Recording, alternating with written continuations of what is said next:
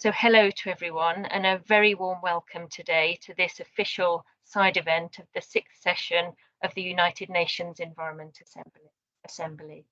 We're going to be discussing a really important and urgent topic today. How can we ensure that the very significant investment that is going into renewable energy development, and of course we all know is very much needed for the rapid transition that we need to see towards a low carbon economy and a transition away from fossil fuels. How do we ensure that this doesn't come at the expense of nature and the interconnected, and I'm sure you all in the session here today will agree, equally existential threat of biodiversity loss? So as the title says it, to sum that up, how can we ensure that the transition to renewable energies contributes to a nature and people positive planet? Our aim today is really threefold. Helping you first to get a better understanding of the biodiversity and social considerations that need to be at the heart of the planning and implementation of this energy transition. And then moving on from that, to have a bit of a discussion about your and others' respective roles in trying to support this transition to make sure that it is both just, nature aligned. And we hope that I'm joined today by some fantastic experts, and our intention is that you will go away bubbling with ideas of what good practice looks like that you may aspire to within your own organisations, and a bit more information on the kind of guidance and other resources that are available to support you. So a bit about today's session. The session today is hosted by Fauna Flora in collaboration with our partners, the IUCN, Ipieca and ICMM, and we also have a representative from EBRD who we work closely with here on the session today as well. I'm Libby Sandbrook. I am the Director of the Business and Nature Programme at Fauna Flora. And for those of you who don't know us as an organisation, we're actually the oldest conservation organisation in the world. We've been around for 120 years, amazingly. We work in almost 50 countries around the world with our partners, and we're headquartered in Cambridge in the UK. I am lucky enough to be moderating the session today.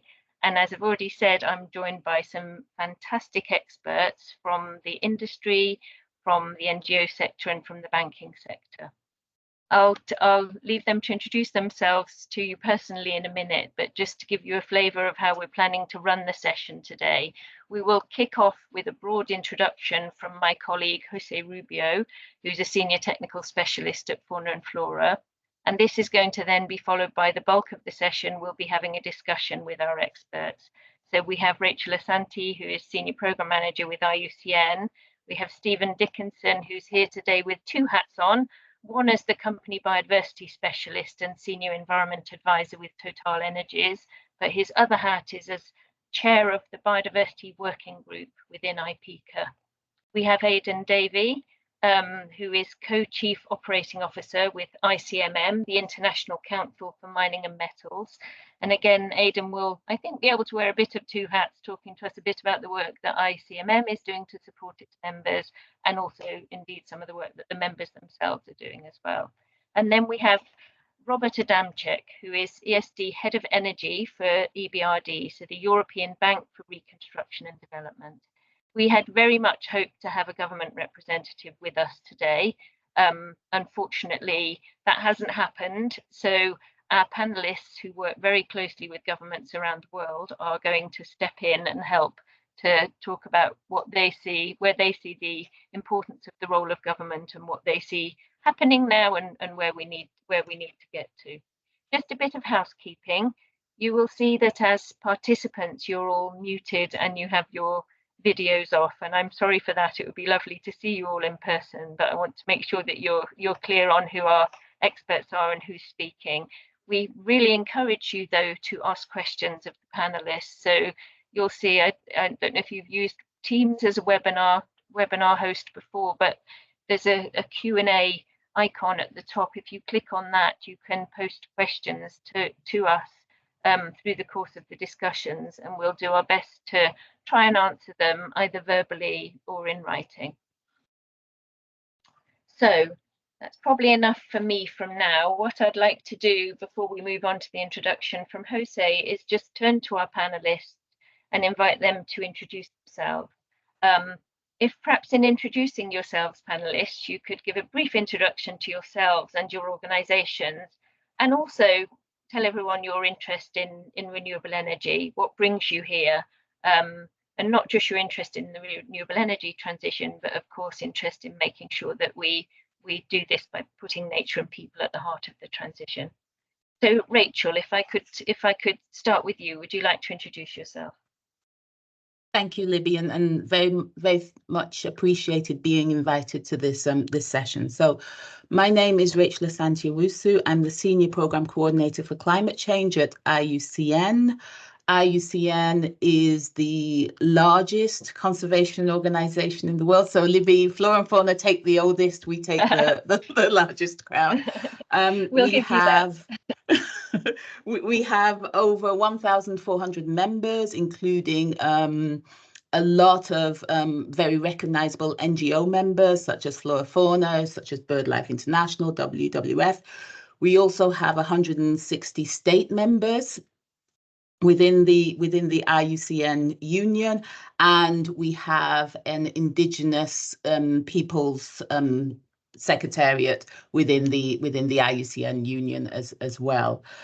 My job as the Senior Programme Coordinator means that I'm very much focused on the energy transition and how we can rapidly support this energy transition globally, but also in a way that supports nature and crucially supports the social well-being of the planet as well. And for that, I have to say, I lean very much on my Indigenous people's colleagues and representatives for that work. I've been with IUCN for around 14 years now, started off predominantly working in the mining sector, supporting the mining sector, supporting the oil and gas sector. So it's been my career transition that I think has very much followed the energy transition as well.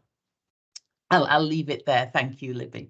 Great, that's super. Thank you, Rachel. And of course, I described us as partners in this session because we are involved together in ongoing work focused on this very topic, and I'm sure we'll touch on that through the discussions.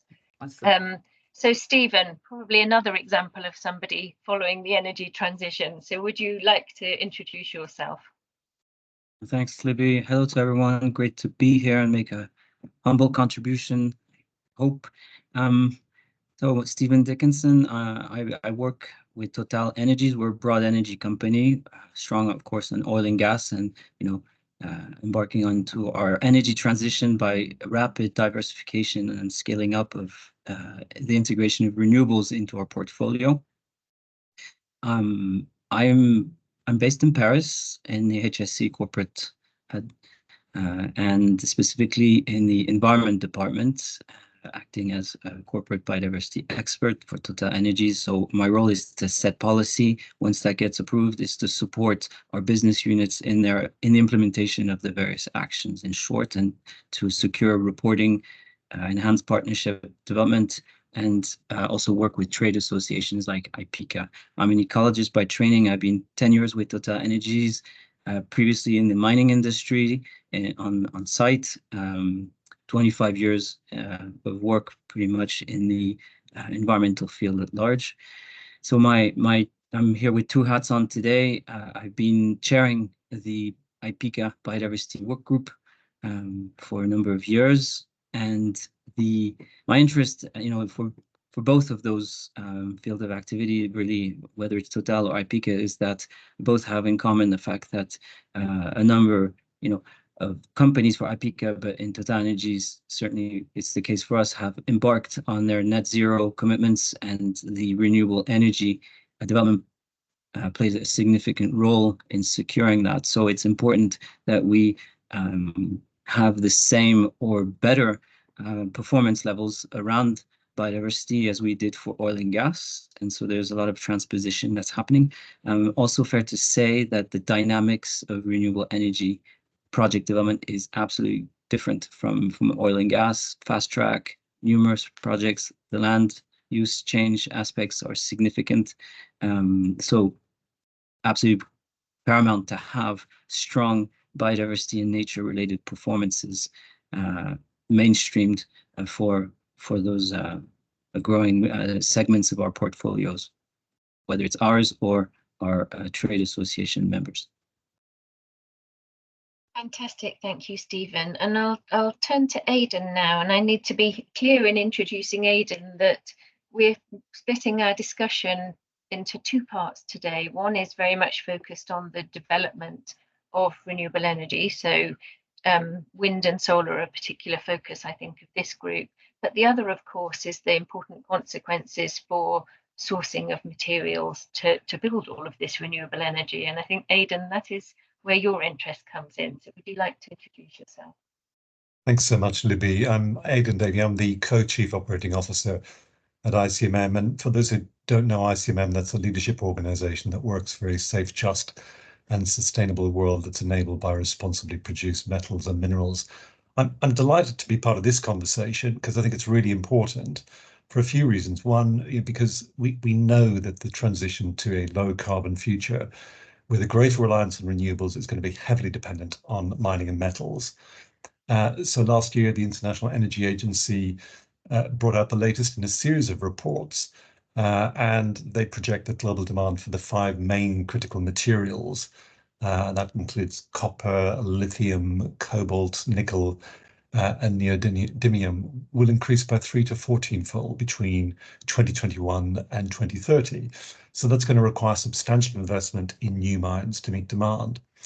But we also see a risk that supply shortfalls and potential increases in commodity prices may reduce barriers to entry for less responsible players, and that could be enabled by governments who want short-term benefits from taxes and royalties as a priority.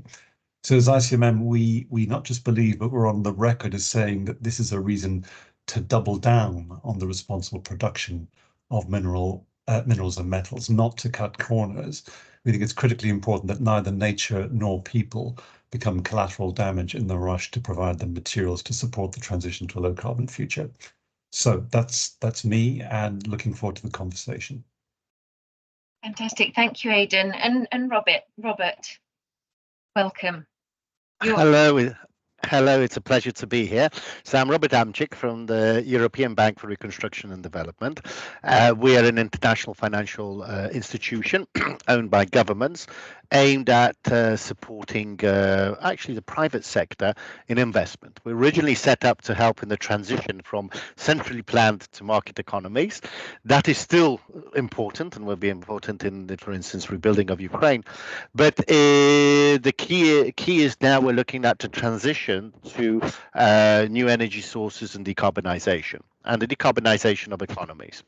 Now that is a big challenge, and it is of course worldwide a bigger challenge because it's easier in advanced economies than in emerging markets, which need to catch up, and actually living standards are different.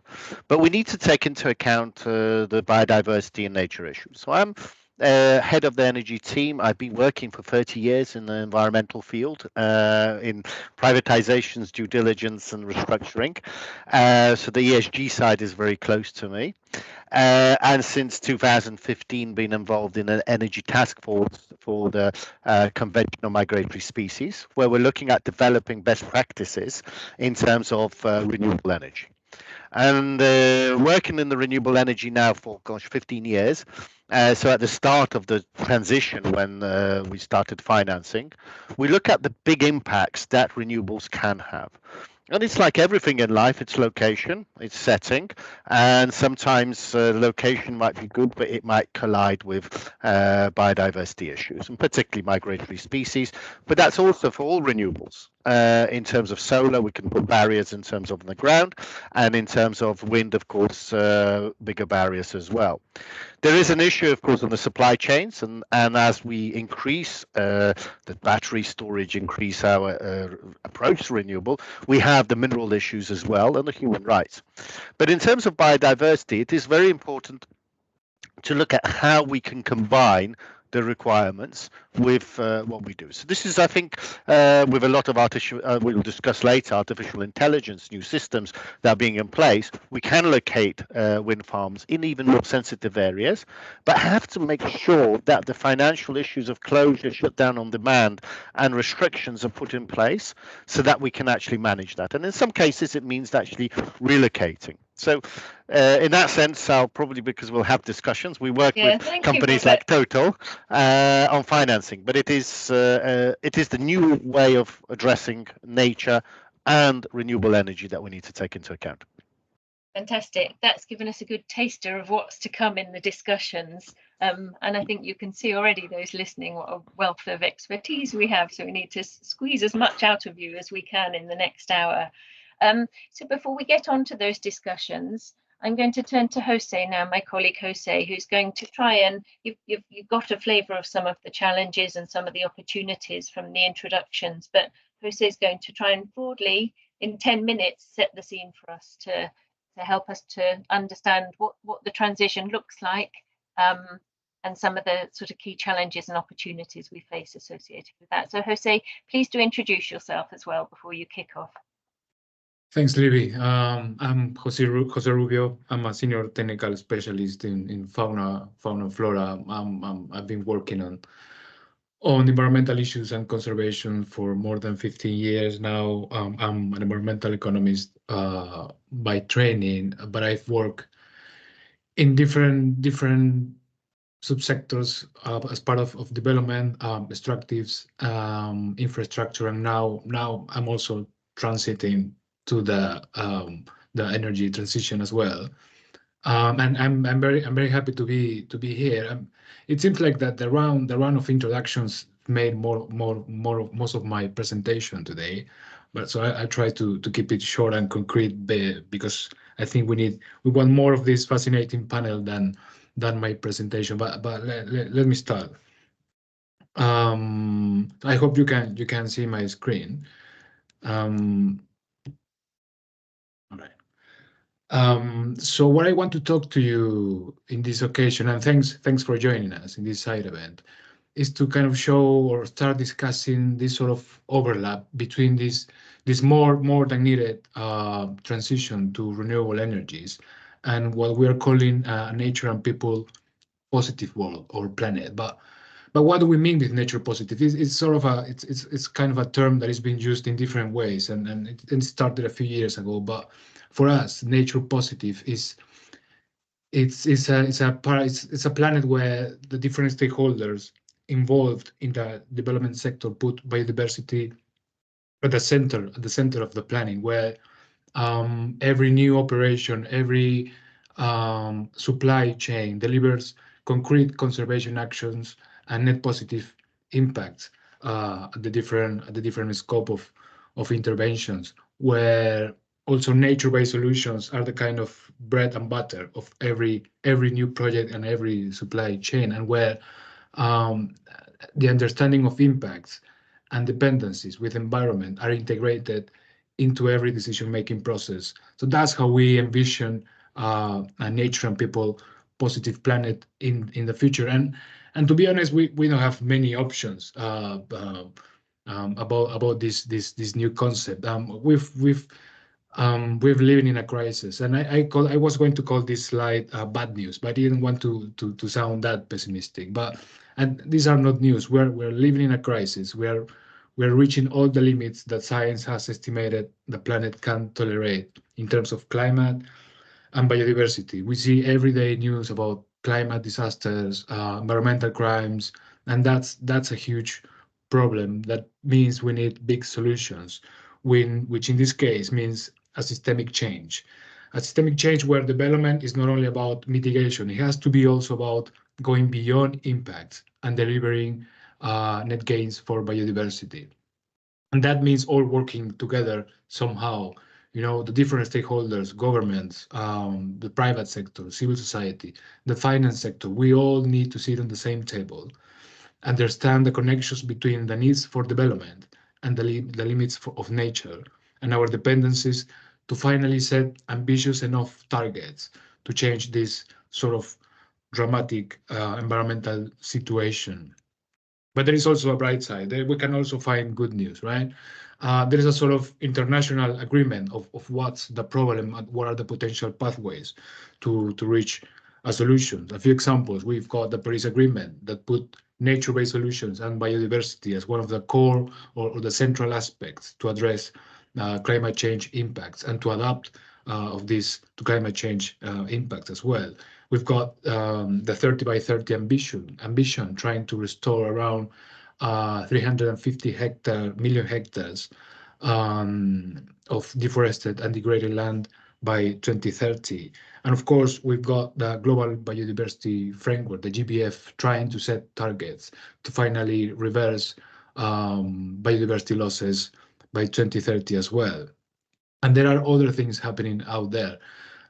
We also, as Fauna Flora, we are part of a second phase of a project in renewable energies, in a project led by IUCN, and we're working with other implementing partners and corporate partners. And you can see on the screen, this is a sort of multi-stakeholder table where we aim to provide a set of best practices on how to design and implement sustainable renewable energy projects in the following years. And currently we are finalizing guidelines on cumulative impact assessments and spatial planning tools as sort of convergent elements that would help to make to inform decisions on where, how, what's the optimal scale and the optimal location for future energy developments in the following years.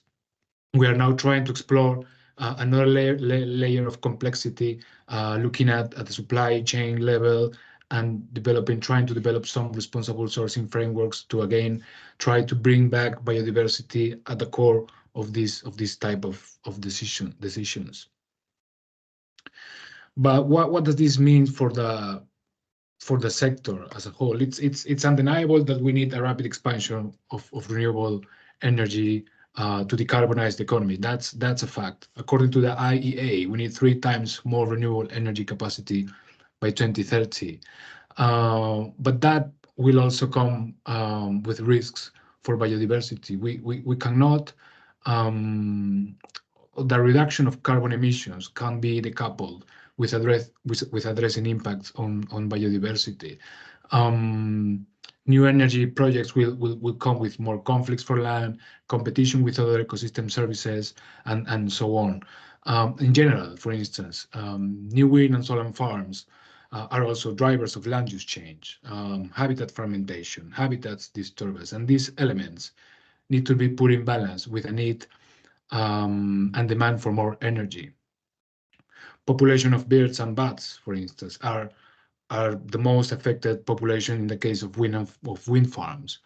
For large-scale solar projects, they can require extensive land use, potentially leading to habitat disruption, fragmentation, and biodiversity loss. There are studies showing that around 5% of the total global land by 2050 is going to be occupied by solar farms. That's a massive extension that can bring more impacts on biodiversity and also more carbon emissions to the atmosphere. But there is a window of opportunity, and that window of opportunity can be the global biodiversity framework that also have the objective of by 2030 to reverse the losses in nature. And that can be part of the strategy of the expansion of the renewable sector to incorporate this type of targets into every new development. And just to add a layer of complexity to this situation, to this issue, the expansion of the growth of the renewable sector will also impact on the demand for more minerals and metals, as was said at the beginning of the introductions, and that another level of complexity is now at the supply chain level, which it's a major challenge to achieve a nature positive renewable energy economy. And just to take a look of what could happen in terms of demand for more minerals and metals. There are different scenarios that have been built to kind of illustrate these situations. And IEA and IRENA, they've produced a couple of or a few scenarios about this. And for instance, in the most materiality intense scenario for wind power, the demand can reach almost around 500 million tons of mineral metals by 2050. That's more than the triple of the current demand of this type of materials. Likewise, with solar photovoltaic, which under a higher installed capacity scenario, the sector can require 200 million tons of minerals and metals by 2050. These figures represent a tremendous challenge in terms of restoration and protection of biodiversity in the future years, and that needs to be considered by the sector and expansion of the renewable market. And things to do, all the actors involved in the supply chain needs have a role to play. Mining operational sites, they have to minimize and deliver net positive impacts at the site level. Traders and manufacturers implementing responsible sourcing practices, as well as end users engaging with suppliers and demanding and making sure that high standards are in place for the whole supply chain. We need to sort of change the perspective to now start thinking about what's happening at the supply chain level. At the same time, and as a transversal issue, the expansion of the renewable sector needs to internalize circularity as a new paradigm to minimize any exacerbation of the already existing biodiversity crisis. We need to start reducing waste. We need to start reusing materials. We need to start reducing the life. We need to extend the lifetime of these minerals and materials. We need the renewable sector and the supply chain of the renewable sector to become an ally in this journey towards tackling the biodiversity crisis instead of an additional threat to a nature and people positive planet. In terms of geographies, where are the key deposits of these minerals? Most of them in areas of critical biodiversity already endangered. Fundamental carbon sinks in tropical forests, unique savannas and grasslands, important seascapes and coastal ecosystems can be on risk if we don't consider the big picture at the supply chain level. Not only because of biodiversity, not only because it's beautiful and it's nice, it's because biodiversity and the interaction of biodiversity with society are the ecosystem services that are fundamental mostly for local communities that are already struggling against the effects of climate change and natural resources scarcity. And just as I've been saying from the beginning, this is not a one stakeholder job. We need to engage. We need to articulate a journey together, and we all have different roles to play as governments, enabling policies and balancing trade-offs, doing these sort of community impact assessments, spatial planning tools to orient the decisions on one side, to deliver concrete actions to fit into the global biodiversity framework, but also to find that balance between development, job opportunities, and well-being for people. The private sector implementing best practices and engaging with the supply chain as a whole.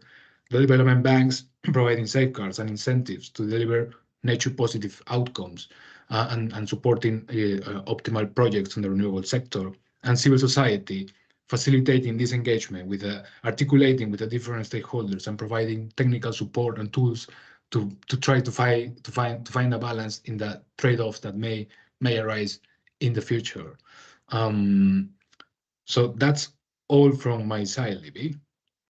I'll leave it to you. Yeah, thank you, Jose. That was fantastic. I think you managed to squeeze a huge amount into your 10 minutes and have set us up very nicely for our discussions. I think there are some things that well, what are the main messages from your presentation? The urgency of this, the scale with which it needs to happen, and the complexity. So I think it can feel fairly overwhelming, but I take great heart in the fact that we are building on decades of experience of putting biodiversity and nature at the heart of other types of energy development and indeed in the extractive sector. So actually the two sort of principal players in this have a wealth of experience to build off. And collaboration has to lie at the heart of it. So Jose, your last slide has set us up nicely for the discussions we're going to have about respective roles and what we're doing, etc., and where we're seeing successes. I'm going to jump straight in at the deep end, Stephen, with you. You sit on the front line of all of this, really, being involved in the developments and sourcing decisions, of course. So we're going to start in this first half thinking about the development of renewable energy before we move on to focus more on responsible sourcing. Stephen, can you tell us in your words, where do you see the greatest risks and opportunities from renewable energy development for biodiversity and nature, and give us a flavour of what good practice looks like for Total Energies? And I'm then going to come on to Ipieca afterwards. Okay. All that in 10 minutes then, huh? Yeah, go for it. Yeah, maybe just a few words of context, and just to build on what Jose has said, and to bring that into the context and through the lens of Total Energies. So, there's a massive need and investment in renewable energies with us today and ahead of us. Yeah, like said, the IEA states that 2/3 of the electricity production must be from renewables by 2030 to meet the Paris Agreement. Today, we're pretty much in a scenario where we're expected to have 12% growth in that field. So it's significant business, but in fact, there's only half of that happening. In addition to that, there's been a significant drop in the cost of renewable energy in the last decade. And what that means for businesses like our own is coupled, with a significant growth, for example, in 2024 of about $600 billion just for wind and solar energy. For a company like ours, that translates as a $5 billion annual investment from this year onwards to 2030. So it's substantial. This is, a fair share of the net profits that we generate that are being attributed to renewable energy investments. But we have to weigh this out against the profitability of these investments. It's true that renewable energy usually has a low return on investment currently. And, this means that from a business case perspective, we need to have an integrated electricity model. And that means we have to, build in flexible assets like energy storage and gas to energy units that allow us to bridge those gaps. So that I'm just bringing in the business sense to allow the audience to understand that, there's what we'd like to do and the reality check that is catching up with us. But in terms of risks and to nature and people, just to build on what Jose was saying, risk to nature is one of the top 10 barriers for industry. Clearly, around renewables, this is according to recent studies that were released. So, this translates through the nature lens to, like we said, habitat disruption, loss, fragmentation, the usual stuff we've heard about. This does remain, the number one driver of global biodiversity loss, according to IBES. Such, but there's others that are specific to renewables, the bird and bat electrocution risk, collisions, barotrauma, construction nuisances, but also, fish movement impediments for hydro, for example. I don't want to go into the details, but just broad brush, that's the situation. On the people's front, there's the huge land use competition issue on the agri front, from biofuels, and as well as things like visual impacts. This is the stuff we have to deal with because all those aspects are within our scope. In terms of opportunities, the number one, of course, is the climate change mitigation, and that's woven into our climate strategy for our company. Climate change is the number 3 cause of global biodiversity loss for nature. So if you can act on that, of course, through renewable energy, it makes a huge difference. From the people's perspective, of course, it's the decarbonization of economies. So a little bit more detail around that, around nature. Well-planned renewable energy can actually generate biodiversity and ecosystem co-benefits. We see that on our sites. We have, of course, the immediate air quality improvements too at a local level. And for people, renewable energy is abundant and pretty much available anywhere on the planet. So when it's well harnessed, it can improve the economies and livelihoods of people. In a nutshell, that's broad brush overview. Thank you, So Stephen. maybe just you keep going. Yeah, I was going to prompt just to you add to that, going. I didn't know where to put these a couple flowing points, rather risks, or maybe just name them as challenges. Huge issue for us is around siting control. It's the regulator that decides where we go or not go. Sometimes we go as far as not going for a certain number of projects because they're located in the wrong place, but we lose out from a competitivity aspect. So the space that brings in the dimension of spatial planning and the need there, which is significant and seldom really being addressed. The fast track nature of projects, like I was saying in the intro, we have to do impact assessments and baseline assessments for biodiversity. The fast track nature can have some effects on that, as well as the biodiversity action management activities. Things like the cumulative impacts. This is, we can't look at projects in a siloed, isolated fashion. When you have wind developments, they're good locations for your wind project, but for many others too. So that is a significant aspect that is usually overlooked, frankly. The low profitability of renewables can be an impediment to optimal biodiversity management through biodiversity action plans. So you have to balance that. It has to remain proportionate to the risk, of course, but that can have an effect on performance. And of course, and we've touched on that, is the supply chain resilience. We need significant resources for this, and the sourcing of minerals is going to be a big issue. And again, happy to hear from Jose that the mainstreaming of circular economy is paramount. That's in a nutshell our view from our company's perspective. Thank you, Stephen. And I can do. Yeah, just maybe you had a lot in that question, so maybe just to address what good looks like, or at least what we do as a company. Yeah. And so we, really it's a question of working at different levels, different dimensions. At the corporate level, setting public commitments on climate and nature we see as prerequisites to really address this dual crisis, or the poly crisis that's happening. So we have a climate 250 net zero target, where essentially our energy mix will be 75% renewable electricity and decarbonized molecules by 2050, with a number of milestones. And so that really translates through the scaling up of our renewable electricity production. 35 gigawatt is public commitment we have by 2025, 100 gigawatt by 2030. So this is a reflection of the 5 gigawatts annual investments that we're making in the company. Our renewable energy scope is quite conventional: solar, wind, onshore, offshore, also biogas, biofuels, microhydro. Maybe more specific to our company, we manufacture batteries too through our SAFT affiliate, and we also manufacture a number of our panels through our SunPower affiliate. And we are developing the battery electricity storage and supply systems. On the biodiversity front, we have public biodiversity commitments under the Act for Nature International Initiative, which are smart formats, so semi-quantitative. And our biodiversity policy is really structured along 4 pillars. We have voluntary no-goes in specific biodiversity areas. We have systematic biodiversity action plans for our most sensitive projects, some looking for net gain. We have systematic biodiversity action plans for all our environmentally important operations, and we look at having biodiversity action plans in our site closures too. Our ambition also around biodiversity involves a collective action piece around knowledge share. We generate a lot of data, a number of tools which we make open access also. And we've supplemented our biodiversity policy recently with a zero net deforestation commitment.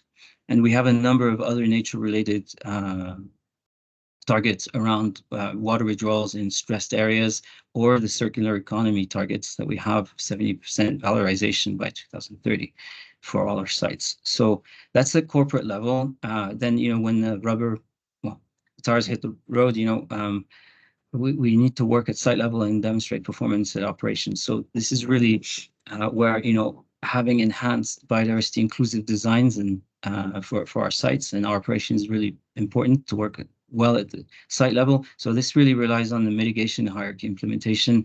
And, again, don't want to bore the audience with the different steps of the mitigation hierarchy. We don't have time for that today, but avoidance, systematic biodiversity screening of sensitive locations to try and avoid that. And the results, which are publicly disclosed, lead to limited proximity to protected areas, for example.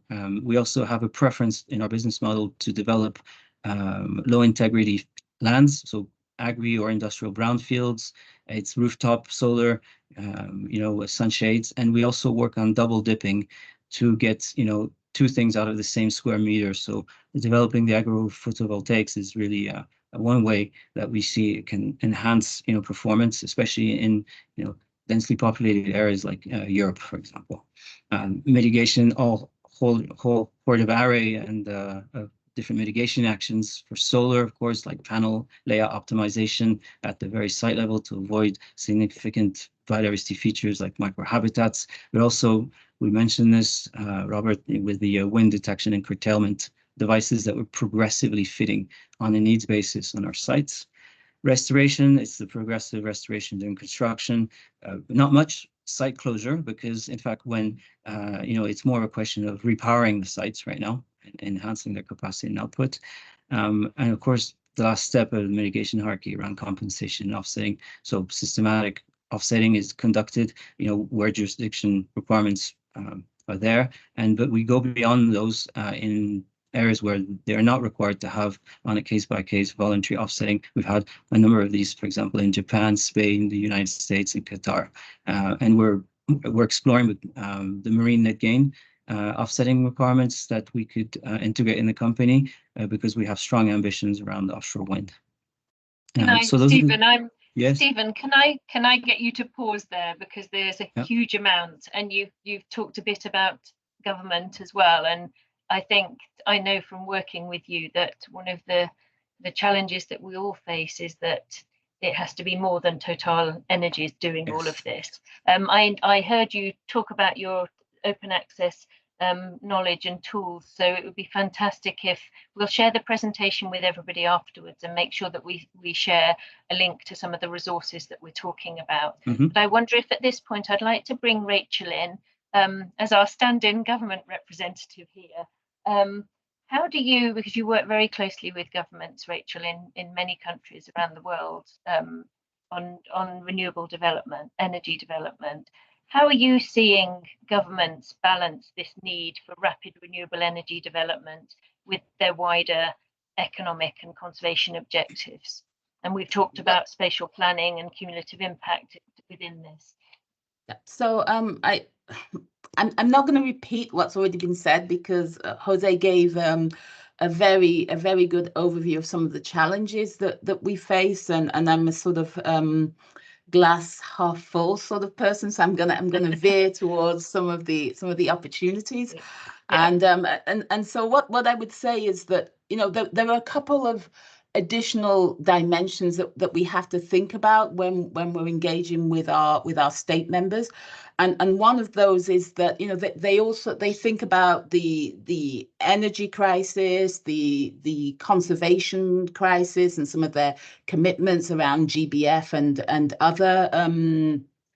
other conservation issues, but they also have to bring in jobs and other factors that maybe us in the conservation world don't necessarily have to get into that much detail on.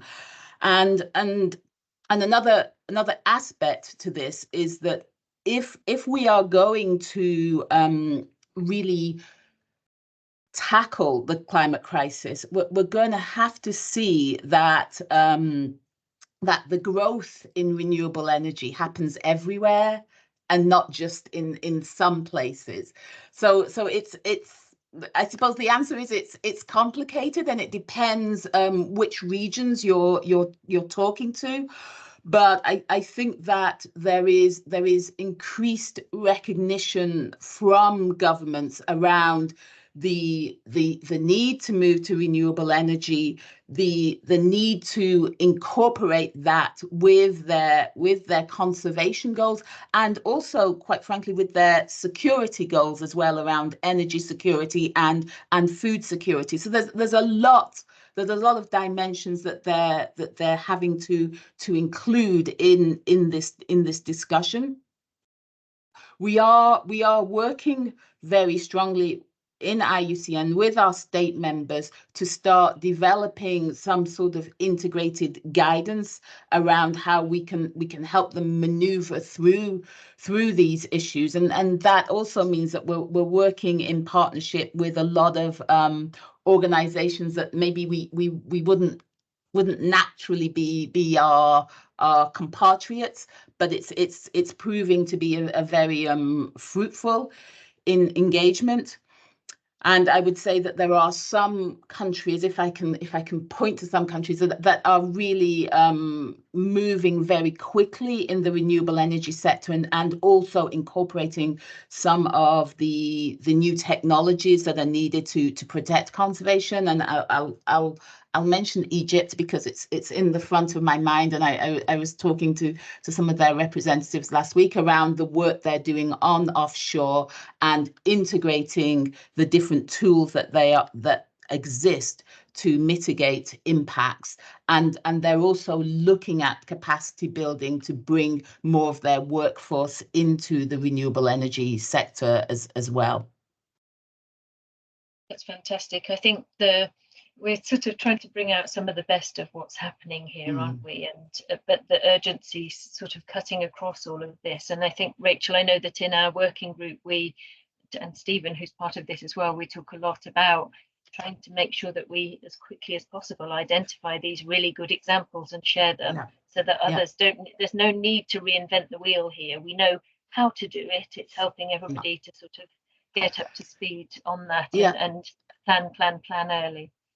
I think it's important to recognize that there's no set answer for any country. So what we're trying to do is also to develop a sort of compendium of best practice to help countries to contextualize what's happening, and also to work out how that relates to the specific challenges that they have moving forward as well. Thank you, Rachel. Robert, can I bring you in now as the investor in the room? I'm calling it safeguards. What safeguards are you looking for from government and companies to be assured of positive outcomes for biodiversity? So you set out the sort of concerns and things you needed to think about well in your introduction. So yeah, what are you looking for? And the second part of my question is, what more could you be doing, or could you as a development bank be doing to raise the bar? I think it's not only as a development bank, because we work very much with commercial banks and together. First of all, I think we need to note that it is very hard to have net positive in these projects, if not impossible. And using sometimes positive is a wrong context. We're enabling sort of nature finance. We're supporting. We're ensuring no net loss. But there will be, and that's something that we have to, there will be an impact. And we're looking at how to manage those impacts and reduce them. So the key issue for us is quite often, and as Stephen has said from Total, and I hope all projects are like that, is that it's the preparation. It's all projects need to be prepared and located well. So the first thing is both the government agencies to do appropriate strategic planning where to locate. Now that is rare, and we're starting off with our first in Uzbekistan, but the first thing should be for renewable projects in regions to do a strategic environmental and social assessment. There's the Kiev Protocol on SEA, which is quite useful to use. It hasn't been adopted by everybody, probably needs updated to have the social aspects, but that would be the first thing I'd expect from government, where you select. And the problem is that quite often government selects sites on the basis of I understand there's some wind or other issues, without taking into consideration nature, biodiversity, or people for that matter. So that's the first thing I would see is a requirement for governments. How can we get the strategic assessments? Because like everything, and as a colleague once used to say to me, too much sugar kills you. And if you have too much of anything, it will kill you, it will destroy, and it's saturation, and people can accept certain amount of investment. If there's too much, it won't. Nature's the same. So we need to make sure that these, first of all, the auctions, the selections are selected in that way, and the associated infrastructure. The big impacts quite often are the power lines. And I can mitigate some issues on even the wind farms or the solar but the power, because it's too expensive to take it underground. So already I have a net negative impact from that project through the power line, and it will not be positive because it's too expensive to put it underground. Now, in terms of developers, the first thing is, apart from selecting and making sure you work with the government to select the right sites, the most important issue is that you do your due diligence in the right way before you commit and sign the PPA. To know that whether there are constraints, because quite often the business people go out without bringing in Stephen and his and experts in line, sign a PPA contract, and then say, "Now you deal with it." And I think Stephen is laughing, but that probably happens, unfortunately, or happened in the past, and hopefully it doesn't happen anymore. Is that you have signed a commitment with the government, with a tariff that's signed, and then we have to deal with how do we mitigate biodiversity. And that is the wrong way round. Some of my most successful projects have been where before the PPA was signed, we actually assessed how much time we have to do for shutdown, for instance, and built it into the business model. And then we can manage that, understand the risks, but also financially make sure it is successful. So the first thing for me for developers, so I said about the governments, the developers need to do an appropriate environmental impact assessment and social, ensure that they assess the true footprint, the true actual benchmark, what species, what issues, and therefore do the assessment of birds, for instance, for wind, but for terrestrial issues, for solar others, or hydro is even more in terms of the water flow issues. But then you have the issue associated with the power lines and accessing. If I have an 800-kilometer power line to build up to an area to build a wind farm, the amount of trees, forests that will be cut, the land intake, the potential impact is huge. These are high voltage lines. And people don't like them. And we are also need to win the hearts and minds of people, that people will accept renewable because they have big impact on that side. Going also to the government, I think there is an issue of ensuring that there is some revenue sharing, the old CSR issues, that if I develop a wind farm or a solar plant, there is some benefit to the local community. The issues I quite often come across is people saying, "You are stealing my sun," because I get no benefit from the fact that you got solar area power plant. The local community gets nothing from it, and that needs to be actually as well addressed. You need to engage and throughout. So developers, make sure you do the baseline studies, put the 2 seasons, summer, assess the baseline, what it is. That's a very important aspect. And as financial institutions, working hand in hand, of course, we do our due diligence. We need to address work. I work a lot with BirdLife International on projects throughout, and we of course scrutinize sometimes. We don't always get everything right. I hope we do, but I'm sure we are just human. It is an issue of ensuring monitoring, shutdown, and a trust between parties on how it is implemented. And that means nowadays, if we have problems, is how to resolve them. Sometimes we come into projects which are already being developed, and we finance those, and therefore are not able to influence where they're located, where they are. It's either we get involved or we move away.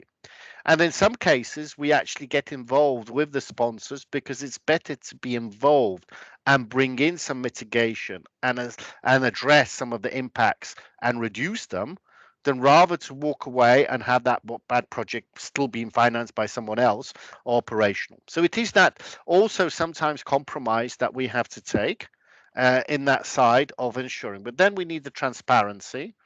We need investment into new technologies, and I think this is where the artificial intelligence, particularly in terms of, for instance, shutdown on demand, comes in place. There are some areas where we can address with power lines, but not always. The bustards, for instance, are more susceptible than other birds, and we're looking at that how it is. And these are big impacts, and you know, we have the issues in India of potentially a species being first one coming close to extinction due to renewable energy. So this issue, I think, of addressing climate but not biodiversity needs to be considered. But it is all about balance, and we in our due diligence need to have both the time to bring in. We review the documents that are provided, And I think that side for developers to work and bring in, do the right surveys, it will help us all. How we address that, I think, is important. And we can then try to look at the financing structure in sometimes longer term and build into your finance structure the mitigation, building the shutdown, because it's always better to have more flexibility.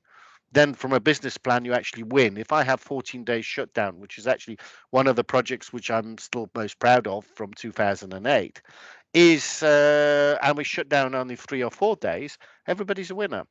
And no one complains because the profits are higher. Nobody complains about reducing because it's already built in, and the environment is saved, it's scrutinized, and the impacts are less. So it's a question of that trust, developing systems using technologies, but data baseline is key. And the further we are away in more remote areas, the harder it is to bring people to do those baseline studies, because some of those are international. Robert, I'd like to bring Aidan in now, because I think much of what you're describing from a development perspective, development and installation of renewable energy, is not dissimilar to some of the challenges you'll be grappling at a mine site. So I'm sort of leaping onto the sourcing side, because we can't look at one without the other. It's all part of the transition and how we get there, isn't it? So Aidan, can you, just sort of building on what Robert's described there, which at times to me listening feels it's overwhelming actually, just how much we need to think about. But at the same time, I think there's this wealth of expertise to build off. So it's very doable, and that came out through what you were describing, Robert. Realism as well there. Aidan, is a positive impact on nature possible with the huge growth in mining that is going to be needed to supply the minerals and metals that we need for the renewable industry? And I suppose you'll answer this as part of it, but what are you and your members doing about it? Yeah, look, it's such an important question, and I think we believe it is possible for the mining industry to have a positive impact on nature, but not unless we take really concerted and progressive action. And I think you know very well, Libby, but many others won't. That's why we as ICMM strengthened our existing commitments to biodiversity last month in an updated nature position statement. And the power of these position statements is that they set out members' approaches to contributing to whatever particular performance area they cover. And in this instance, the focus is on having a nature positive future, very much guided by the Global Biodiversity Framework 2030 targets. And in that, we set out a 5-point plan for nature, which I'll kind of briefly describe. But maybe in describing it, this is something that we very much developed to be fit for purpose for the mining industry. But I would offer the suggestion that there is probably quite a lot here that is transferable to renewables. So firstly, the first point is, you protect and conserve pristine areas of importance for biodiversity. And we've had a long-standing commitment to not mine or explore in World Heritage Sites since 2003. So we've reiterated that, but also to respect all legally designated protected areas. And that basically means to ensure that any mining activities you undertake are compatible with the objectives for which those protected areas are established. So that's foundational, as is the second point, which is around looking to halt biodiversity loss at our operations. And the commitment there from members is that they will achieve at least no net loss of biodiversity at all mine sites by closure against a 2020 baseline. And that strengthens the previous commitments we had as a membership around applying the mitigation hierarchy with the ambition of achieving no net loss. As I say, I think those two first points are foundational. They're focused on direct operations, and they're critically important, and they dovetail in so neatly to points that Robert made around both the enabling environment, around spatial planning, and around the conduct of robust environmental and social impact assessments, and indeed strategic assessments where those exist. The next three things that we've committed to as a membership they focus on spheres beyond that kind of direct operational space, and they would include for example, to collaborate across value chains through developing initiatives and partnerships that focus on halting and reversing loss through both supply and distribution chains. There's a fourth focus on restoring and enhancing landscapes around operations through local partnerships. And that includes with Indigenous peoples or with land-connected peoples and local communities. And then fifthly, we see an important role for catalyzing wider change through actions that help change really the fundamental systems that contribute to nature loss and fostering opportunities for nature's recovery. Now, look, you know this is hot off the presses. We're at an early stage in this journey, but we see nature positive action and progress as a business imperative and really vital for our industry's license to operate. And so we don't see embracing a nature positive approach as a choice. We absolutely see it as a fundamental business imperative. Thank you, Aidan. That was, yeah, you conveyed that what's very complex in quite a simple way there. I'm going to just ask you a second question and then probably ask Stephen the same question. How can renewable energy customers then be assured that they are sourcing minerals and metals from responsible?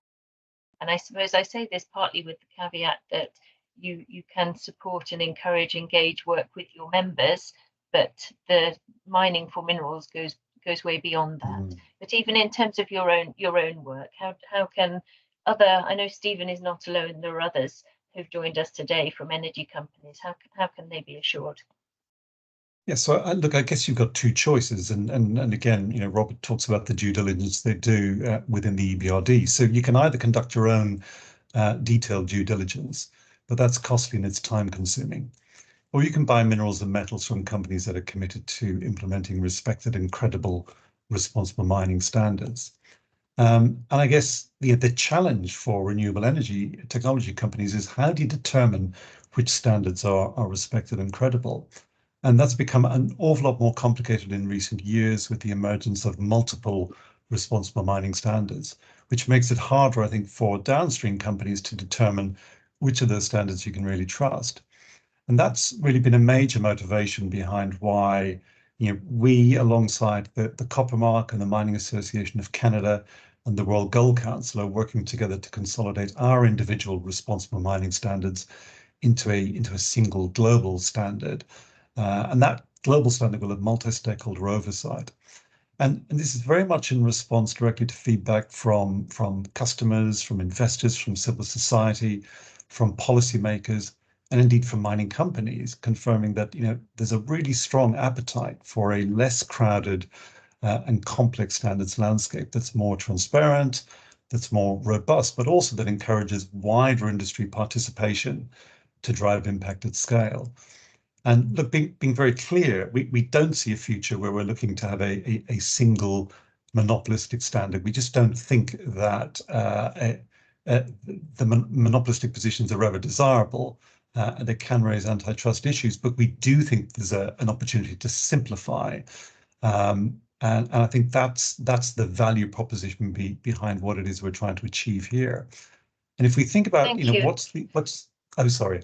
Yeah. I'm going to have to, I'm looking at the time and realizing we only have 10 minutes left. Gosh. The time has flown by and I want a parting shot from you all. But before I do that, Stephen, very quickly, I'm assuming what Aidan is describing here is echoed from a sort of customer perspective, that it's fairly complicated with multiple standards, even for those companies who are adhering to good practice. Are you able to comment on the responsible sourcing of materials with an environmental hat on?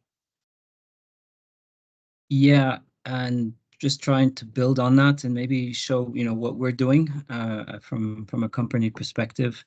So for sure, certification, you know, securing that aspect is there and an important aspect. But the real challenge is that, you know, it's not our first rank suppliers that provide us these minerals. They're provided through the machinery we buy, the panels we purchase, et cetera, et cetera. So you have to find the means to work your way back up the supply chain to where, you know, the risk really lies. And so it's fair to say that we've been our own suppliers for a lot of our feedstocks and products because we're an integrated company. So we're opening up to this this kind of approach progressively. So there's a lot of work in front of us. But what we have done is kind of rolled up our sleeves, you know, and jumped in to manage the risk. So we're looking for that transparency, traceability, and, you know, nature and people's related risk management performances from our suppliers. So we have to go and fetch that information. So we've conducted a very large screening assessment, which includes biodiversity aspects of our 100,000 suppliers, narrowed it down to the priority ones, and we're conducting systematic audits of these suppliers to identify gaps and identify, you know, corrective actions. So this is significant. You know, it's last year 300 audits were conducted. It's massive.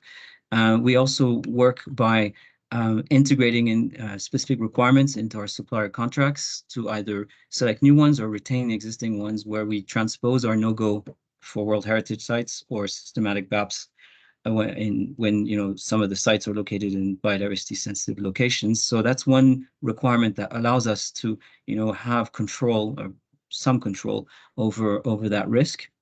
And we also accompany, you know, both our buyers and our suppliers by delivering training, which includes biodiversity risk management. So roughly 80 last year conducted. But, you know, I think for me, the key message is that it's a collective approach, and it involves us, our suppliers, but society. And all this, you know, creates that momentum to allow for a lot of this risk management to be better managed across the supply chain, to hopefully make the supply chain for critical minerals sourcing, you know, more resilient in the future. But want to highlight the circular economy piece.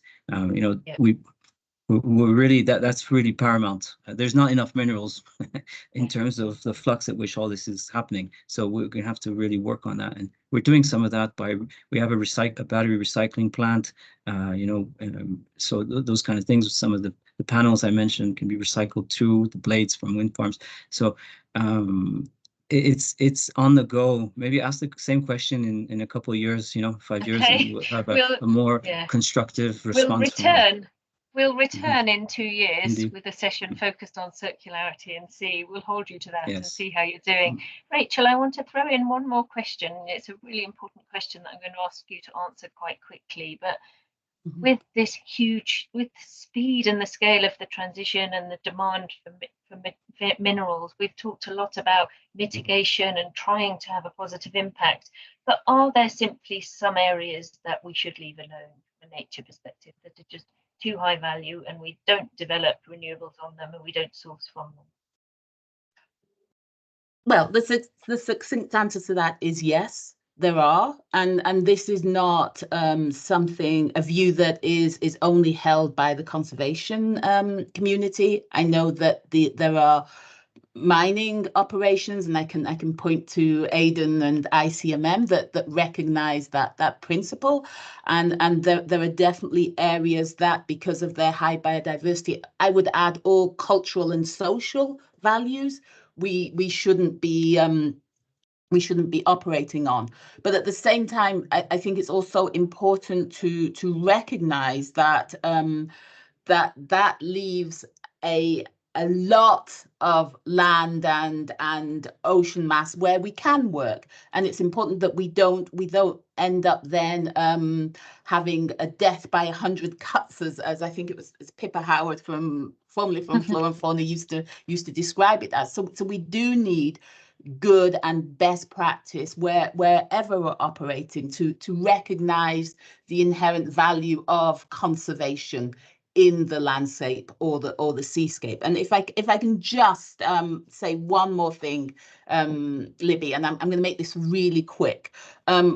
So one of the new initiatives that we've developed in IUCN is the global initiative for nature, grids and renewables, and I'm following on from what Robert said about the importance of grids, and this is something that is often overlooked.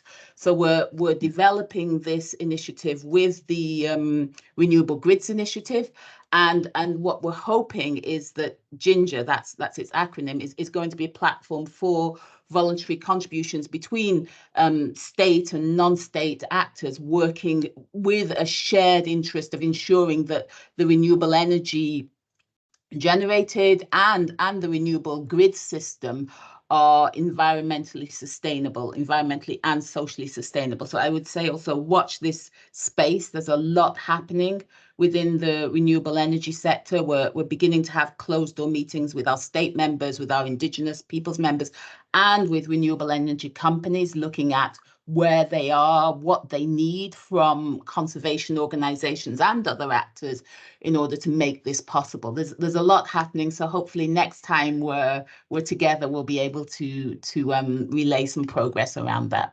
Thank you. Thank you, Rachel. So that I'll take that as your optimistic parting shot, actually, if that's okay. We have 4 minutes left. Can I give you each 1 minute, Aidan, Stephen and Robert? What makes you optimistic that we'll be able to achieve a people and nature positive transition to renewable energy? Leave us on a high. Aidan. So I'm immensely optimistic in terms of the concerted action I'm seeing taking place within the business community. But I think the thing that needs to be coupled with is for governments to get serious about two things.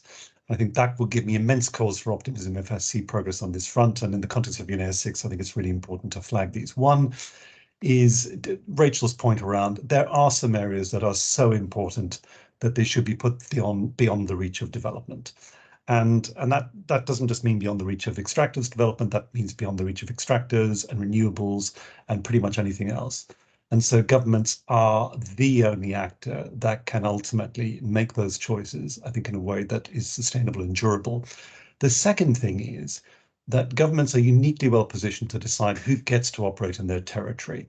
And whether you're an extractive company or a renewables company, if you don't have the capacity and commitment to behave responsibly, that should be a basic barrier to entry. And until governments exercise that extraordinary power that they enjoy, we will continue to see poor practices in both these sectors. Thank you, Aidan. Fantastic. Robert, you'll go. 1 minute. Okay, well, I'm going to be a bit sort of half full, half empty. I think the problems are immense. I think we need to make sure we're not perceived as colonialist and that we do help with development in countries. I think key issues is for us to help how to do strategic assessments and for national governments and competent authorities to take this on board fully. That is to help with the strategic approach to development of renewable energy in different countries. We need to look at how to support some of the particularly associated facility, the transmission lines in a bigger way, and then look at how to help developers do the right projects and support them. But I think it cannot be just that we support the best projects, because best projects, and you've got the taxonomies and others will be there, is how we support the average projects. They're projects which might not have, and the developers, the institutional capacities to develop. How do we take a bit more risk? And this is where the half full comes in, help those companies to evolve and develop over time and not exclude them. So how to be inclusive in this area of making sure that national interests are not the predominant area of what we're doing, but it is actually an inclusive approach, helping with institutional capacity in countries and helping with the training of those experts, but also those companies to do that. And that means sometimes not taking on the perfect project, but making those imperfect projects into better projects, which is, I think, the issue for us. Yeah. Thank you, Robert. And I know that Stephen would echo that. Stephen, you've probably got about 30 seconds. Yeah, okay. Just clearly, I'm quite confident. I think, we wouldn't have been in a position to have this level of maturity on this discussion 5 years back. So I think it's a question of pursuing those efforts and moving away, from the climate nature trade-offs paradigm model that we've been in around renewables, and that's already on the go. That's happening.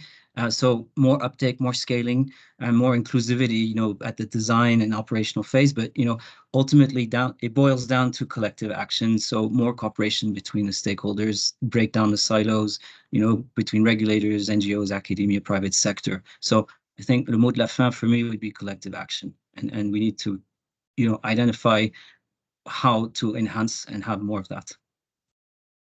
Thank you. For that transformative change to happen. Yeah. Fantastic words to act on, collective action. And I hope that those of you who've joined us today will join us in that collective action. I will share what I'm able to from everything we've talked about today with you afterwards. The Q&A has been very quiet. If you have questions, please fire them back at me and I'll make sure that our panelists receive them, and we'll come back to you. Thank you for joining us. And if you want to hear any more about any of the work we've discussed, do get in touch as well. And thank you very much to our panelists and to Jose for such fantastic contributions. Really, really interesting discussion. Thank you. Thanks so much. Thank you very much. Thanks for attending. Pleasure. Bye. Thank you. Bye. Thank you.